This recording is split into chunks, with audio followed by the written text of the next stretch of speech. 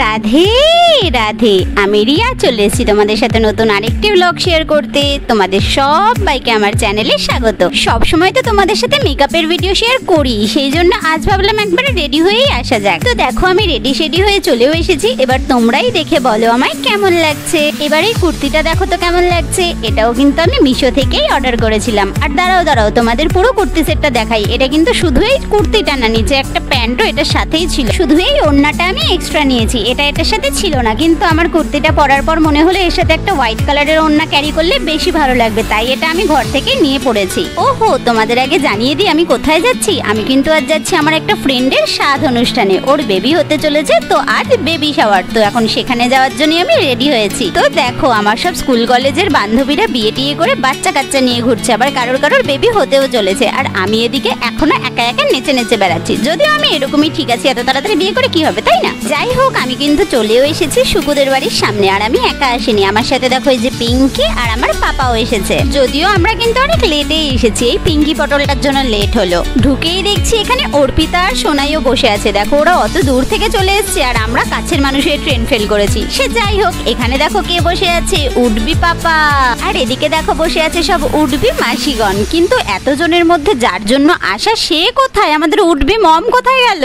এই দেখো যে মম টুবি, সে এখনো সাজুগুজুই করে যাচ্ছে। বাইরে সবাই বসে আছে আর এখনো লিপস্টিকই লাগিয়ে যাচ্ছে। যাই বলো, আজ কিন্তু সুকুকে একটু বেশিই ভালো লাগছে। এমনিতেও সুন্দরী, কিন্তু আজ যেন আরো বেশি গ্ল্যামার ফুটে উঠছে। আর হবে নাই বা কেন, লাইফের সব থেকে গুরুত্বপূর্ণ আর সুন্দর মুহূর্তগুলো তো এখন কাটাচ্ছে, তাই না? আমরা সবাই যেন কত তাড়াতাড়ি বড় হয়ে গেলাম। এই তো কিছুদিন আগেও যেন অভিষেকদের ব্যাচে সব হইচই করে পড়তে যেতাম, একসাথে কত আড্ডা মারতাম। আর এখন দেখো ও মাও হতে চলেছে, আর আমরাও যেন কত বড় হয়ে গেছি। যাই হোক, আমাদের এখানে ফটো তোলার পর দেখো এখানে উডবি মম ড্যাড একসাথে ফটো তুলছে। যতই হোক আজ তো ওদেরই দিন না, ওরা তো আজ সেলিব্রিটি। আমরা যে টাইমে গিয়ে পৌঁছেছিলাম সে টাইমের মধ্যে শুকুর খাওয়া দাওয়া সব কমপ্লিট হয়ে গেছিল, সেই জন্য আমরা আর দেখতেও পাইনি। এই ভিডিও ক্লিপগুলো পরে আমি ওর থেকে নিয়ে ভিডিওটাতে অ্যাড করছি। এই এত সুন্দর মুহূর্তটা আমরা মিস করে গেলাম, সব এই পিঙ্কি পটলটার জন্য। ও যদি লেট না করতো তাহলে এমনটা হতো না। তো যাই হোক, সবকিছু যখন হয়েই গেছে তাই ভাবলাম আমার লেট করে লাভ নেই। তাই দেখো আমরা খেতেও বসে পড়েছি। আমার আবার বিকেলে বাড়িতে গিয়ে পড়ানো আছে, তাই জন্য আর লেট করলাম না। এই টিউশন পড়ানো আমাকে আর ছাড়বে না। আমি এই পড়িয়েই শেষ হয়ে গেলাম। যেখানেই যাই করি, আমার টাইম মতন বাড়িতে আসতেই হবে পড়ানোর জন্য। আর এখন বিকেল 4:30টার সময় এত বেশি রোদ থাকে, দেখো আমি পুড়ে যাচ্ছিলাম রোদ্রে। তো দেখো পড়ানো টাড়ানো শেষ করে আমি আবার ড্যাং করতে বাড়িতেও চলে এসেছি। দেখো বিকেল থেকে হয়ে গেছে রাত, আর আমি আবার রেডি হতে শুরু করে দিয়েছি, কারণ এখন আবার আমাদের আরো এক জায়গায় যেতে হবে। আর আমার রুমের আজকে একদম খারাপ অবস্থা হয়ে আছে, তাই তোমাদের এটা না দেখাটাই বেটার। অন্য একটা দিন নিশ্চয়ই তোমাদের জন্য একটা রুম ট্যুর আসবে। অনেকেই আমার ভিডিওতে গিয়ে কমেন্ট করো, দিদি তোমার রুম ট্যুর দাও। নিশ্চয়ই আসবে, একটু ওয়েট করো। অনেক বক হলো, এবার তো আমার সাজুগুজুটা কন্টিনিউ করতে হবে নাকি? তো দাঁড়াও, আগে তোমাদের আমার ড্রেসটা দেখিয়ে নি। আমি এখন কি ড্রেস পরেছি। এই দেখো, এই ড্রেসটা আমি কিনেছিলাম অনেক বছর আগে, তাও আবার দুর্গাপুজোর সময়, কিন্তু পরেছি মাত্র একদিনই। এত বছরে এটা সেকেন্ড টাইম পরছি আমি। তো এবার বলো তো এটা কেমন লাগছে? বেশ সুন্দর লাগছে না? হ্যাঁ আমি জানি এটা কিন্তু আমার পছন্দের কেনা না, আমার মায়ের এই ড্রেসটা খুব পছন্দ হয়েছিল, তো সেই কারণে কিনেছিলাম। এদিকে দেখো আমি কিন্তু রেডিও হয়ে গেছি। আর হ্যাঁ, আমি এখন যাচ্ছি একটা বার্থডে পার্টিতে, একটা ভাইয়ের বার্থডে, আমাদের পাড়ারই একটা বাচ্চা, তো সেখানেই এখন যাচ্ছি। আজ সারাদিন আমার নিমন্ত্রণ খেতেই কেটে গেল। দুপুরে গেছিলাম এক জায়গায়, এখন আবার যাচ্ছি আরো এক জায়গায়। তো চলো এবার বেরোই। দেখো আমরা চলেও এসেছি বার্থডে পার্টিতে। এখানে বাড়ির সবারই নিমন্ত্রণ ছিল, তো চলে এসেছি আমি, মা, বৌদি আর আমার পাপা। দেন ভেতরে ঢুকে এখানে রিম্পার ভাই, পাড়ার সবারও বৌদিরা সবার সাথে দেখা হয়ে গেল। তারপরে দেখো আমি এখানে একা বসেই ছিলাম। ঠিক তখনই আমার একদম ছোট্ট সব থেকে পুচকে যে স্টুডেন্টটা, সে এসে আমাকে পিছি করে ডাকছে।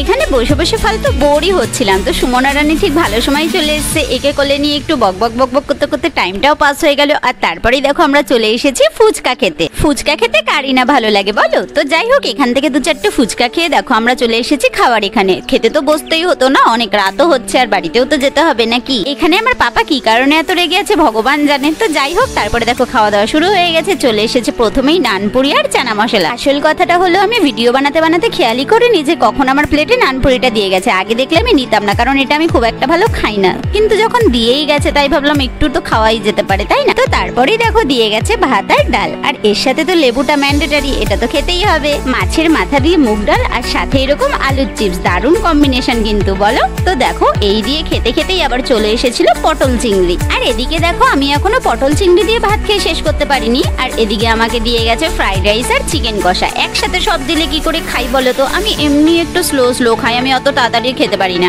আর ফ্রাইড রাইস খেতে বসলে আমি সবার আগে যে কাজটা করি সেটা হলো এই কাজু কিশমিশ গুলোকে আলাদা করে ফেলা। এইগুলো যদি একবার ভুল করে আমার মুখে পড়ে আমার সমস্ত খাওয়াটাই ভন্ডুল হয়ে যাবে, তাই আমি আগেই এগুলোকে আলাদা করি। ফ্রাইড রাইসের সাথে চিকেন কষার কম্বিনেশনটা ভালো, কিন্তু চিলি চিকেনকে বিট করতে পারবে না, ওটার তো আলাদাই একটা স্বাদ। যাই হোক, আমার খেতে খেতেই দেখো আবার দিয়ে গেছে চাটনি, পাঁপড় আর মিষ্টি। আর আমি রসগোল্লা সেরকম একটা খাই না, তাই জন্য আমি একটা কালো মিষ্টি নিয়ে নিয়েছি। জানি না এটার নাম কি, আমি তো কালো মিষ্টি বলেই চিনি। আর দেখো সবশেষে চলে এসেছে আইসক্রিম আর হাজমোলা। আর আমি তো আইসক্রিম দেখে ওয়েট করতে পারি না, তো দেখে এখানেই বসে খাওয়া শুরু করে দিয়েছি। খাওয়া দাওয়া করে সবাইকে টাটা করে আমরা এখন দেখো যাচ্ছি বাড়িতে। আর পাশ থেকে গানের আওয়াজ শুনে আমার তাল উঠে গেছে, যেটা সবসময় হয়। গানের আওয়াজ পেলে বাবা আমি আবার ঠিক থাকতে পারি না। আর আমাদের শনিতলাও এখন পুরো ফাঁকা হয়ে গেছে। আসলে রাতও তো অনেক হলো, তাই সব দোকানপাট বন্ধ করে সবাই বাড়ি চলে গেছে, তাই দেখো একদম ফাঁকা।